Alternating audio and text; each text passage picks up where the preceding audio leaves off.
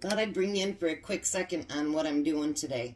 I'm canning up burrito in a jar, so this is what I've got so far. You start out with a half a cup of dried pinto beans, uncooked, and then a quarter cup of uncooked rice, a third cup of onions, a third cup of bell peppers, a cup of ground beef, and then you get 4 tablespoons of your Rotel tomatoes. And I'll tell you guys, these are so yummy. All you do is, you can add cheese or whatever you would normally put in your burritos. And then, you know, you wrap them up and just heat this stuff up. And oh my gosh, is it good. Actually, we're going to do a meal with it next week. So you'll get to see what it looks like when it's all, you know, cooked up and canned up and put into a burrito. Next week I've thought about, I like doing the series this week when we did, you know, all the different stuff with the depression. So I thought maybe next week I would like to do one on using our canned foods, and so that we can show you how we use those and you know, some meals that you can actually make with those. And I'm going to have to open up another can of Rotel, because that's not going to be enough. So now it'll be my fault that it makes noise, not Jack's. But with this, because it has meat in it and it's a quart, it's going to have to can for 90 minutes. So, you pressure can it, of course. Hold on. Sorry, guys, for the noise.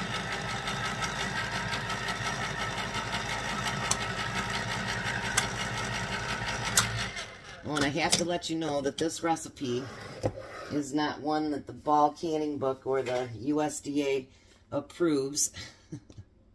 It's a Rebel canning recipe.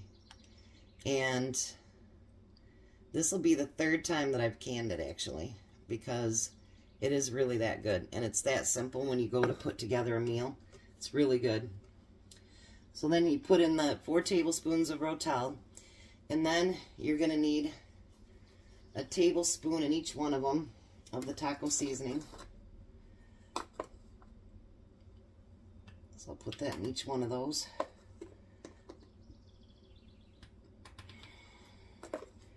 We've got a really simple meal planned tonight for me and Jack for us to cook. And it'll be the last of our series. Normally he has Fridays off, but his roommate had to go to Mississippi. His grandfather died. So he won't be cooking the next 2 days, so Jack will be cooking with me. Once in a while we go out to dinner, but actually it's just gotten so expensive that we don't normally eat out. It's just too much money. It's ridiculous. So now once you have all that in there, you're going to want to make some broth. And I buy the Knorr, so you can actually I hate when people don't put stuff back away right. It's the Knorr, and you just use granules and you add it to hot water. And so you can use it as much as you want. And actually I bought a couple of them, and I store it in this big jar here so it's always ready when I need it. But it's 1 teaspoon for every 1 teaspoon for every single cup that you use. So that way you're not buying all those big things of the bouillon or whatever, and you make up what you need as you need it. And it stores pretty good too, so that's a good thing. So I just made 4 cups. So I'm going to add 4 teaspoons of the granules in there. And see how nice it stays, really powdery as long as you put it, you know, in a airtight package. It'll be just fine. And it'll store for just about, I do have an oxygen absorber at the bottom, but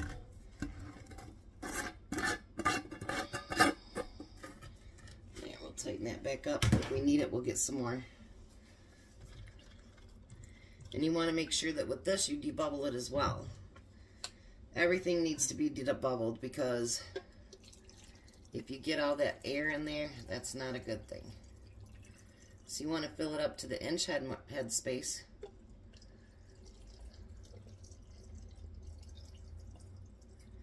And the reason it looks like it's not full of stuff is because you got to remember you're going to, the beans are going to expand and so is that rice. And that's actually why they consider a rebel canning, because it's got the uncooked beans and uncooked rice in it. And that was not enough, so we'll make some more. See what I mean? How easy it is to make this, and then you don't have to have those big jars of beef broth and whatever that you buy at the store. I'm trying to actually get this done so that we can start cooking at our normal time, which that's not going to happen today. My son called and, well, Mom's been chatting it up with him. So, sometimes the world gets put on hold when it comes to your children. You know what I mean? Like, that's just how it is. Alright, so I still have about 3 more to fill. So what I'm going to show you now is, you want to make sure you debubble it. And actually it's not that hard because nothing's cooked truly. So you want to debubble it. And I had paper towels here somewhere. They're lost in space now. So get your paper towel. And then you're going to clean off your lid just like you would with any of the other stuff. Because especially with, whenever you add meat to something, you got to remember there's fat in that meat. And you don't want any of that on there, because if it is, it will not seal. And which, I mean, you got a few that don't seal. You know, that's not a big deal. You can make dinner out of it and it'll be no problem. But you just don't want a bunch of them sealing, because I don't think you want that many days of burritos. So, hand tight. And it'll go in the canner. It'll come up to pressure. And for 10 minutes it'll steam. And then it will cook for 90 minutes. Then you take it off, let the pressure come down, and then you can take it out of the canner. I will bring you back. It's ugly in the jar, guaranteed, but it's tasty.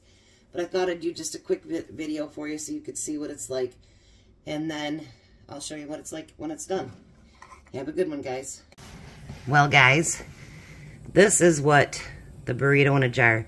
And that one actually he just popped, but if you notice how they're still cooking, and you can see the layers of beans and rice and the vegetables and the meat, all of that stuff. So I have 7 quarts of burrito in a bowl.